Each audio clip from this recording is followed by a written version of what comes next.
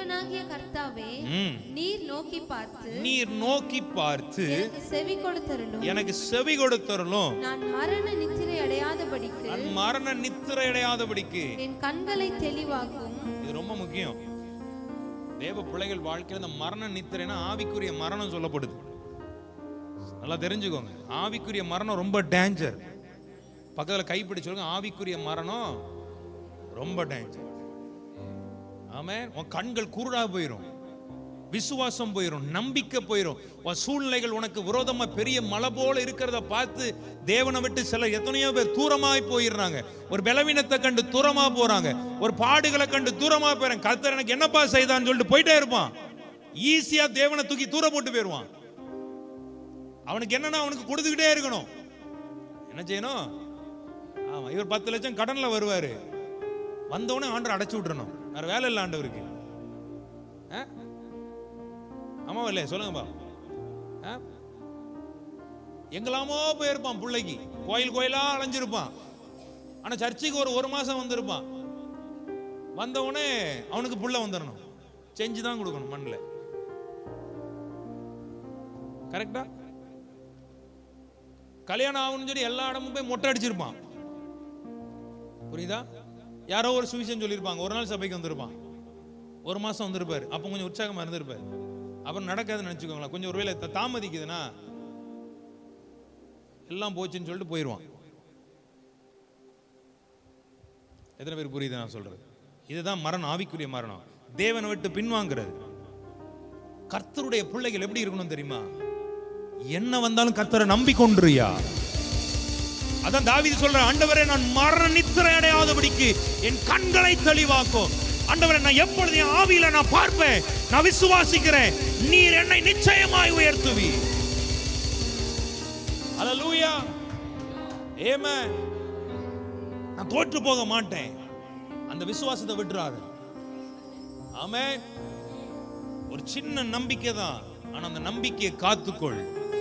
நல்ல போராட்டத்தை போராடு. தேவ பிள்ளைகளுக்கு நான் சொல்றேன், விசுவாசத்துல வீரர்களாயிருங்க, போராடி பாரு. ஒருவேளை நடக்கலனாலும் திரும்பி கர்த்தருக்கு ஸ்தோத்திரம் பண்ணு. அப்படிதான் கிறிஸ்தவ வாழ்க்கை இருக்கணும். நீ நினைச்சது நடக்கலன்னு அப்படியே ஆண்டவர் விட்டு பின்னால போகிறது. நீங்க நினைச்ச நேரம் அது சரி நன்மைகள் நடக்கல, என்னங்க சர்ச்சுக்கு போய் என்னங்க கண்டோம், உபவாசம் பண்ணி என்ன கண்டோம்? அப்படி யாராவது இருக்கீங்களா? இங்க என் வாழ்க்கையில மாறவே இல்லையே, என் வாழ்க்கையில மாற வேண்டியது வேற யாரும் இல்லை, நீ தான் மாறணும். நீ மாறி எல்லாமே மொத்தமா என்ன செய்யும்? சொல்ல மாட்டேங்கிறீங்களா? ஒரு ஆமென், ஒரு அல்லேலூயா, ஆமென். நீங்க எத்தனை பேர் நம்புறீங்க? ஆண்டவரே என்ன வந்தாலும் நான் விசுவாசிப்பேன். ஆமென். என்ன நெருக்கம் வந்தாலும், சில வேளைகளில் நீங்க உங்க முகத்தையே மறைத்து கொண்டாலும் கூட நான் நம்புவேன், என் கர்த்தர் நன்மைக்காக இதை செய்து கொண்டிருக்கிறார்.